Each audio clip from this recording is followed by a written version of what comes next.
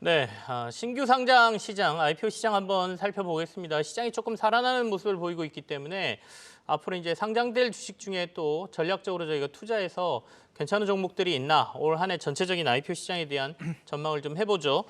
바론 파트너스의 이재준 대표가 나와 있습니다. 어서 오십시오. 예, 안녕하세요. 네. 일단은 지난해는 좀 부진했죠. 시장이 안 좋다 보니까 IPO 시장 자체가 좀 부진한 모습이었는데 올해는 첫 상장 1호 한주 라이트 메탈 굉장히 흐름이 좀 좋았습니다. 어떻게 보고 계십니까? 네, 일단 지난해 IPO 시장을 좀 살펴봤을 때는 역시 그 주식 시장에 대한 위험 자산이 좀 위축, 투자 심리가 위축이 되었죠. 그러다 네. 보니까 IPO 시장도 같이 연관되면서 조금 좋지 않은 흐름이 나왔는데요. 결국 시장 흐름이 안 좋았던 이유를 살펴봤을 때는 이 스태그플레이션 부분과 이제 연준의 긴축 가속화에 대한 부분들이 우려로 인해서 전반적으로 IPO 시장도 위축되었다고 보시면 됩니다. 특히 산업별로 봤었을 때는 이 기술주나 이 산업 경기 순환주 중심으로 낙폭이 확대된 모습이 나타났는데요. 2022년 이 상장 기업 수를 좀 살펴봤었을 때 스펙을 제외한 경우에 70개가 상장을 했고요. 네. 21년 대비했을 때 약 20% 정도가 감소를 했습니다. 공모 규모도 16조 정도가 나왔는데 전년 21년 대비했을 때 약 20%가 감소를 했거든요. 22년에 가장 핵심 대여급이어서는 LG 엔솔이었습니다. 그런데 LG 엔솔 같은 경우에는 12조 7,500억 공모 규모가 나왔는데 그거를 제외하고 봤었을 때 약 3조 4천억 정도의 공모 규모가 형성이 됐다라고 보시면 될 것 같고요. 특히 좀 관심 있게 봐야 될 부분들은 IPO 시장이 위축되다 보니까 네. 이 대체제로서에 대한 스펙 시장이 오히려 좋았습니다. 스펙 시장 같은 경우에는 21년에 24개가 이제 스펙으로 상장했는데 22년에는 45개가 스펙으로 상장을 했습니다. 그 부분들은 결국은 IPO에서 공모에 대한 부분들이 밸류가 높지 않게 공모 밸류가 낮아지기 때문에 기업 측면에서는 자금 조달에 대한 부분들이 리스크가 발생을 했고 그러다 보니까 대체제로서에 대한 스펙 상장을 하면서 일단 코스닥에 상장을 하고 그다음 네. 자금 조달하는 성장 전략을 좀 제시했다고 보면 될 것 같고요.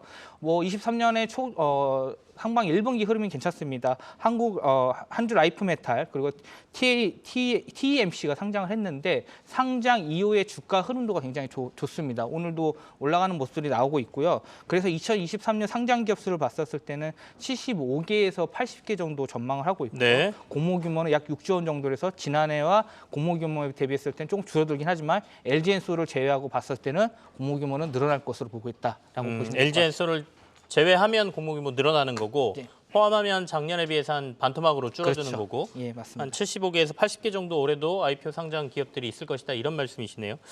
자, 시장 사실 유동성 입장에서 보면 대여급들이 너무 많이 상장되면 그쪽으로 유동성이 쏠리면서 기존 주식들이 주가가 빠지는 현상 나타나잖아요. 그렇게 보면 올해는 이 정도면 준수한 상장 기업들이고 뭐 시장에도 그렇게 큰 유동성의 문제는 안 일으킬 것 같다 이런 생각도 살짝 드는데 어쨌든 올해 대여급으로 여겨졌던 마켓컬리 상장 철회하고 뭐 여러 가지 공모 시장에서 딱히 자금 조달의 이슈를 달성하지 못할 것 같은 기업들이 좀 나오고 있거든요. 대여급들 상장 철회 뭐 이런 것들 전체적으로 한번 좀 봐주시겠습니까? 네, 일단 말씀 주신 대로 이 대여급들이 상장을 하게 되면은 자금 자체가 쏠림 현상이 발생을 네. 하게 되죠. 그러다 보니까 이 코스닥이랑 이 중소형주들은 이 수급적인 측면에서 좋지 않은 흐름이 나올 수가 있습니다. 결국은 이 유동성이 많았기 때문에 대다수의 기업들에게 돈이 많이 흘러갔었는데 유동성이 적어진 상태에서는 오히려 쏠림 현상이 수급적인 부분에서 위험이 발생할 수 있다라고 보는데요.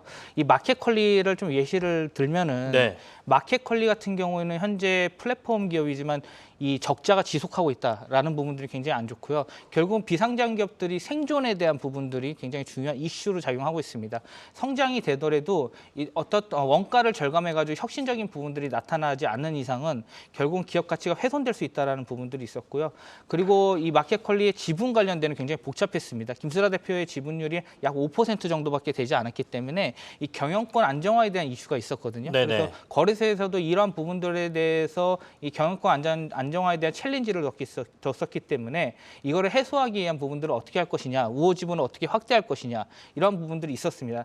그렇기 때문에 지금 마켓컬리는 상장 철회를 했지만 결국은 엑시스를 할 수 있는 출구 전략으로 봤었을 때는 M&A 이후에 IPO로 갈 가능성도 높다고 보고 있거든요. 지금 기업 가치가 마지막에 그 컬리가 받았던 밸류가 4조 원 밸류였습니다. 네. 근데 지금 우리 컬리 기업 가치는 약 1조 원대로 보고 있거든요. 그만큼 기업 가치가 낮아진다는 거는 M&A에 대한 매력도가 높아질 수 있다는 측면이 있고요. M&A를 통해 가지고 구조 조정을 이후에 다시 경영의 내실을 깨한 다음에 다시 기업 가치를 높인 후에 재상장할 가능성도 있지 않나 이렇게 좀 보고 있습니다. 직상장의 가능성은 좀 줄어들었다 이런 말씀이세요. 예. 1, 2월에 우리 IPO 예정 기업들 한번 쭉 한번 봐주시죠. 네, 일단 대부분 다 코스닥 기업 종목들이 네네. 나올 것으로 보고 있는데요. 일단 1월 달에 이 상장을 지금 현재 예정하고 있는 기업들이 미래반도체, 그리고 2월 달에 3기 EV, 오브제, 스튜디오 미루, 꿈비, 센즈랩, 뭐 제이오 등이 있습니다. 대부분 2차 전지 제조업이랑 서비스업 관련 회사들이 상장을 할 걸로 보고 있고요. 그리고 현재 오아시스가 12월 29일 날 상장 승인을 받고 나서 현재 2월 달 상반기 중에 현재 상장 가능성이 좀 높아 보이고 있는데요. 현재 1월 25일부터 27일 날 IR을 하고 네. 2월 13일 날 확정 공모가 발표를 예정이 있습니다. 결국은 만약에 확정 공모가까지 스케줄대로 가게 된다면은 1분기 내로 상장 가능성이 높다. 오아시스도 1분기 내로 상장할 가능성이 있다 이런 말씀이시네요. 예, 그렇습니다. 그렇게 좀 보시면 될 것 같고요. 네. 대여금은 오아시스 정도 보시면 될 것 같고요. 나머지는 공모 밸류가 한 1,000억에서 3,000억 밸류인 이 중소형 스몰캡 관련 기업이다라고 보시면 될 것 같습니다. 사실은 중소형 스몰캡에서 이른바 따블 나오는 경우가 좀 있지 않습니까? 그렇죠. 그래서 일단 오아시스 빼고 아까 1, 2월 상장 기업 중에 우리 이 대표님께서 나는 이 기업의 IPO라면 들어가겠다 싶은 거 한두 개만 소개해 주시죠. 네. 어떤 게 좋아 보이세요? 일단 제가 그 IPO로 들어갔을 때 중요하게 보는 체크 포인트가 있습니다. 제일 중요한 게 상장에 대한 증시 분위기고요. 그 업종이 최근 유사기업 주가 흐름을 봐야 됩니다. 그렇죠. 예, 그 두 가지를 가장 보고 나서부터 청약 경쟁률과 이 의무보유 확약, 유통 물량에 대한 부분들을 좀 체크를 하고요. 그다음에 청약 경쟁률 및 대주주 지분율까지 같이 체크를 합니다. 이걸 종합적으로 봤었을 때 최근에 2차 전지 흐름이 좋거든요. 네네. 그렇기 때문에 3기 EV를 좀 관심 있게 보고 있고요. 그리고 두 번째 삼성전자가 최근에 주가 흐름이 좋습니다. 그래서 주가가 올라가다 보니까 삼성전자를 주 고객사를 하고 있는 기업이 있습니다. 그게 바로 네. 미래반도체인데요. 미래반도체인 경우에는 이 밸류체인 상에서 기업 기술 영업력 경쟁력을 바탕으로 해서 AS까지 하는 다운스트림 시장에서의 밸류체인을 확장하는 회사거든요. 네네. 그래서 삼성전자는 우호적인 고객사를 확보하고 있기 때문에 삼성전자 주가가 최근에 좋은 흐름도 나타나고 있고 확정 공모가가 6천 원을 받았습니다. 그에 비해서 최근 매출도 지속적으로 성장하고 있는 회사면서 수익성도 좋은 회사이기 때문에 미래반도체를 또 관심 있게 보시면 좋을 것 같습니다. 미래반도체 3기 EV 좀 좋게 보인다. 신규 상장주입니다. 여기 IPO 참여하시려면 이제 상장주관사 계좌도 트셔야 되고 이제 저거 올라오지 않습니까? 기업 소개서 같은 거. 네. 그것도 꼼꼼히 읽어보시면서 이 기업 등단하면서 대비하면서 괜찮을 것 같다 싶으면 또 IPO도 해보시는 것도 재밌을 것 같습니다. 시장 좋을 때는 또 IPO 시장 굉장히 뜨겁거든요. 앞서 이제 뒤에 좀 얘기하자고 제가 말씀드려도 오아시스에 대해서 조금 더 알고 싶습니다. 워낙 컬리하고 비교를 하면서 대여급이다 이런 말을 많이 하기 때문에 어떤 회사고 어떤 관점으로 저희가 오아시스 상장을 지켜봐야 될까요? 네, 오아시스는 결국 유통 플랫폼입니다. 네. 근데 이제 새벽 배송 관련된 신선식품을 배송하는 거죠. 결국 포지셔닝을 이제 신선식품 배송으로 두었는데 이 회사의 장점은 뭐냐, 차별성은 뭐냐면은 이 컬리와 이런 플랫폼 유통 플랫폼 기업 대비 수익성이 나고 있다는 겁니다. 수익성이 난다는 측면은 원가 관리를 잘하고 있다는 뜻이거든요.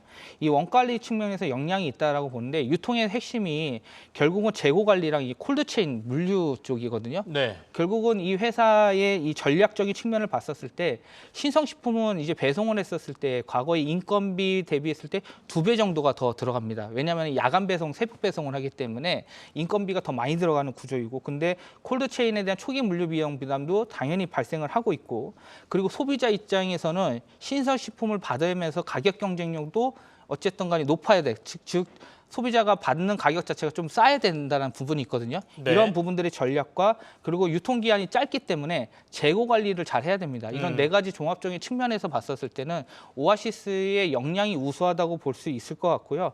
이 경영 전략을 봤었을 때는 옴니 채널을 통하는 전략을 좀 추구를 하고 있고, 재고 관리에 대한 효율성을 극대화하고 있고, 그런 측면에서 기업에 대한 경쟁력이 좀 높아 보인다라는 측면과, 최근에 이제 또 긍정적인 측면과 부정적인 측면 또 두 가지가 하나가 있는데, 이거는 시장적인 측면입니다.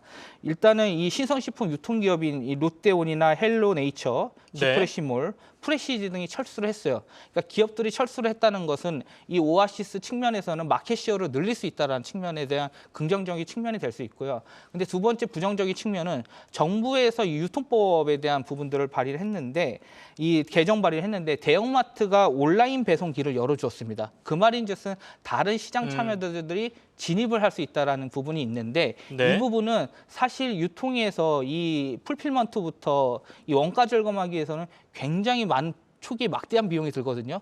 그렇기 때문에 실제적으로 쉽게 접근하기 진입하기에는 어렵기 때문에 진입 장벽이 굉장히 강하게 구축되어 있다라고 살펴봤었을 때는 오히려 시장 규모가 시장 매력도가 증가하고 있는 측면에서 오아시스의 수익성 네. 측면의 전략들은 상당히 시장에서 좀 좋은 포인트가 될 것이다라고 보고 있습니다. 보통 이제 소문난 잔치에 먹을 거 없더라 이런 얘기도 있는데 오아시스도 앞서 얘기한 뭐 3기 EV나 워낙 크기가 다르긴 하지만 그래도 괜찮을 걸로 보십니까? 네, 오아시스는 이제 최근 1조 원 넘는 밸류이긴 하지만 회사의 매출은 계속해서 올라가고 있고요. 네. 이 영업이익률이 그렇게 높지는 않습니다. 다만 그래도 계속해서 회사가 이익 추구하면서 유통에 대한 혁신을 꾀하고 있다는 측면에서는 상당한 흐름에서 좀 기업 가치가 리레이팅 될 수 있는 요소라고 보고 있고요. 차별화 포인트 중에 가장 큰 이유는 역시 유통기업, 유사기업 중에 흑자를 내고 있는 기업들 네. 거의 없기 때문에 이런 부분들로 봤었을 때는 공모 시장에 대한 부분들에서 조금 관심도가 높아졌을 것이라고 좀 기대하고 있습니다. 알겠습니다. 자, 연초에 저희 IPO 시장 전반적인 거 한번 봤습니다. 1, 2월 사이에 괜찮은 IPO 주식도 저희가 얘기해 봤고요. 그리고 요즘 대여급이라고 얘기되고 있는 오아시스 좀 분석까지 해봤습니다. 바로온 파트너스의 이재준 대표와 함께했습니다. 오늘 고맙습니다.